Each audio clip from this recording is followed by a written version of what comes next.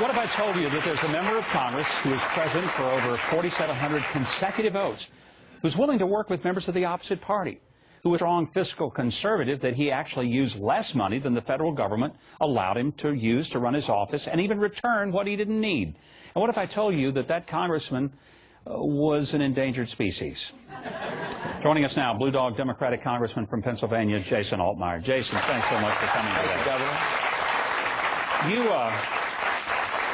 You never missed a vote your first 2 years. You authored a number of legislative initiatives, 28 of which were signed by law.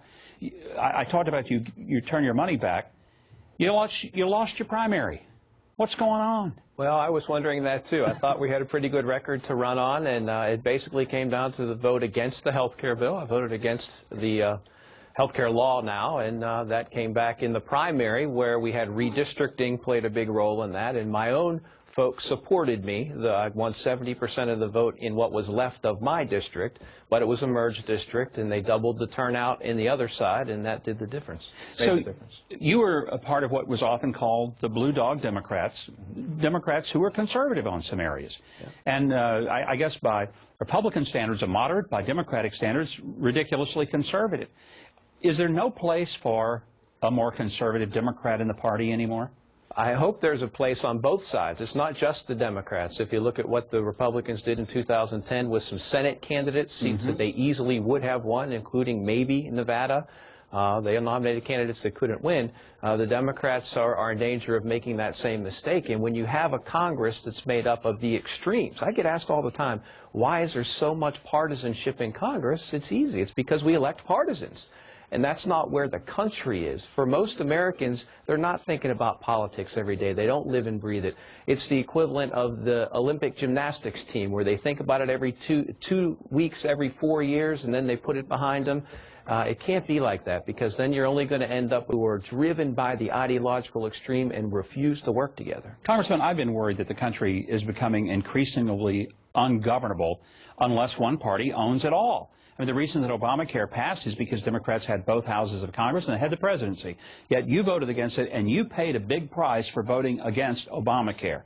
All right, why did you vote against it? What was it about it that you said, I just can't go there? Health care is my professional background. I don't want to revisit it. It is the law now. I think there are some good things in the bill. But at the time, I believed and still believe that it didn't do enough to reduce the cost of health care. That was the problem we were trying to solve. I could give you a long speech about that. But equally important, I'm a representative. That's my title. I was sent to Washington to speak for my constituents, and my district was clearly opposed to the bill. And that's why I won the support of an overwhelming majority of my district. And I'm pretty sure had I voted for the bill in 2010, I probably would have been beaten in 2010.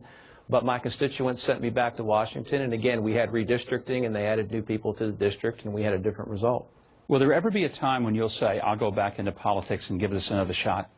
Not for a while. I have 2 children that are 14 and 11, and we're going to watch them grow up, and I'm going to take a break for a while. But this is something I think the country needs to be concerned about, that you have people in Congress that are not representative of the nation as a whole. Most Americans want us to work together. They want us to get along and get things done. That is not what's happening in the Congress. You have people that are driven by the extremes. Does it worry you that it's hard for a person to take a principled stand and not survive politically because of it? It doesn't worry me. I am content with what happened to me. I made the right vote. I can look myself in the mirror and look my friends and family in the eye and say I did the right thing. That doesn't bother me, but I'm concerned when you have a system that, again, you get no political benefit for doing the right thing, for being a moderate and trying to work across the aisle. Town hall meeting, I can hear from both sides. I can work with both sides. Most districts in the country, they only hear one point of view. And when they go back to Washington, they are certain that they're right because everybody they know feels the same way they do. That is not a formula for success. You know, it is easy to get the idea that your opinions are very good when the only people you listen to is a closed circle of folks that already agree with you.